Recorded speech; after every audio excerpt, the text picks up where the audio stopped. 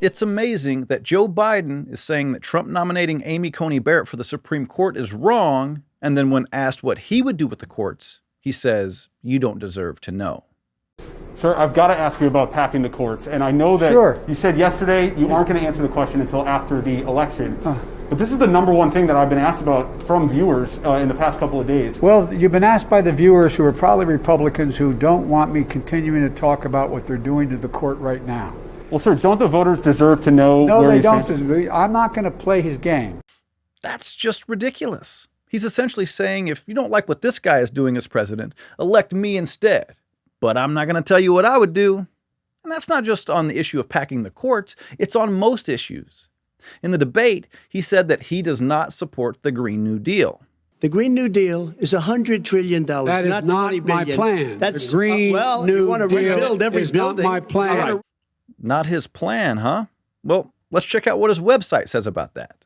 Quote, Biden believes the Green New Deal is a crucial framework for meeting the climate challenges we face.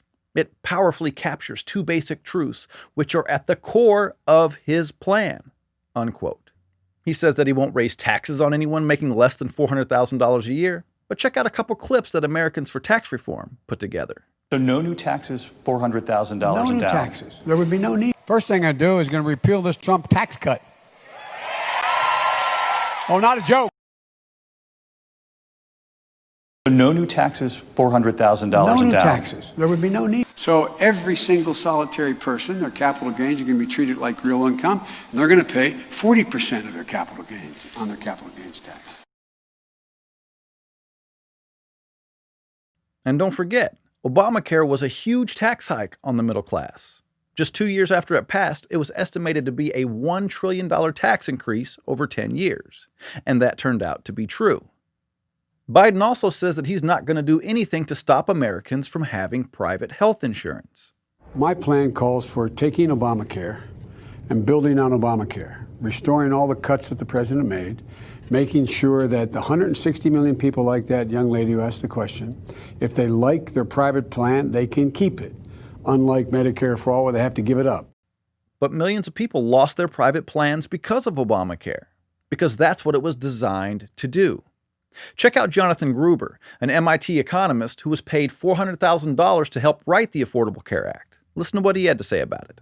Jacob Hacker thought of a very clever way to test this proposition, which is a public option, which is to say, let's put it on the table. We'll have private choice and public choice. If the Democrats are writing the public options, public's better to wipe out the private choice. If the Republicans are right, the government choice will wilt. And both sides were afraid the other side was right, so neither side wanted it. And basically, the bottom line is there simply isn't support there. That said, I think it's very important, this comes to what was just said, it's very important to recognize the fallacy of something I frequently hear, which is, well, if Obamacare fails, next we'll go to single payer. That is absolutely backwards. Every single health reform effort moves to the right. Okay? And basically, if you like single payer, then Obamacare has to succeed. Okay, because unless Obamacare succeeds, and unless we get these state experiments, like in Vermont and other things, single payer is never happening. Think about how sad this is. Joe Biden, a guy with a 47-year career in politics, refuses to be forthright and honest with the American people. He's unwilling to let us know what he would do if he wins in November. But this is nothing new for Biden. He's never been honest. He's just trying to do or say whatever he thinks will get him elected. That's why he lost back in 1988 for plagiarizing his speeches. Democratic presidential candidate Joseph Biden today faces a controversy. 3 weeks ago at a debate at the Iowa State Fair, he used phrases identical to those delivered by British Labour Party leader Neil Kinnock. Biden seemed to be claiming Kinnock's vision and life as his own. Why is it that my wife, who's sitting out there in the audience, is the first in her family to ever go to college? Why is Gladys the first woman in her family, in 1,000 generations, to be able to get to university? My ancestors who worked in the coal mines in northeast Pennsylvania and come up after 12 hours and play football. 8 hours underground, and then come up and play football. It's because they didn't have a platform upon which to stand. There was no platform upon which they could stand. He's a liar for sure, but it's worse than that. He's a fraud. He's just pretending to be whatever he thinks will get him elected. Don't forget that this is Joe's third official campaign for president, but it's really his ninth attempt. Maybe some of you all didn't know this, but since Biden's been old enough to be a presidential candidate, anytime there has not been an incumbent Democratic president, he's sought to run for the office. That's 1980 and 1984. He officially ran in 1988, and in 1992, 2000, and 2004, he considered running and then officially ran again in 2008.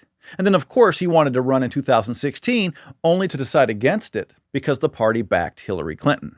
The campaign for president only becomes official when the candidate has been able to get enough people to take them seriously. They essentially have to campaign to get enough support to start an official campaign. And Joe's been doing this his whole career, since he's been 37 years old. This is basically his ninth attempt to win the Oval Office. And that's the reason we don't know where he stands on anything, because he just wants to be the president so badly he'll do whatever it takes. Check out this article from ABC back in 2015.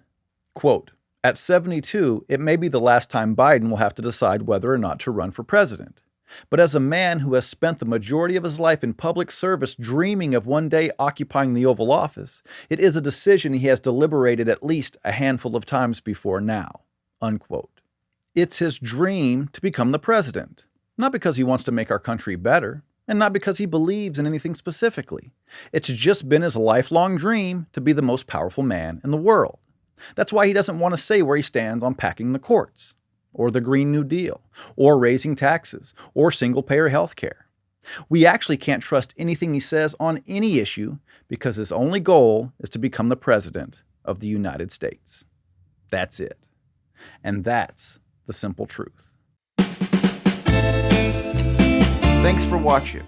If you like this video, subscribe to our channel, and if you want to become a supporting member of Blue Collar Logic, click on the link in the description and give what you can.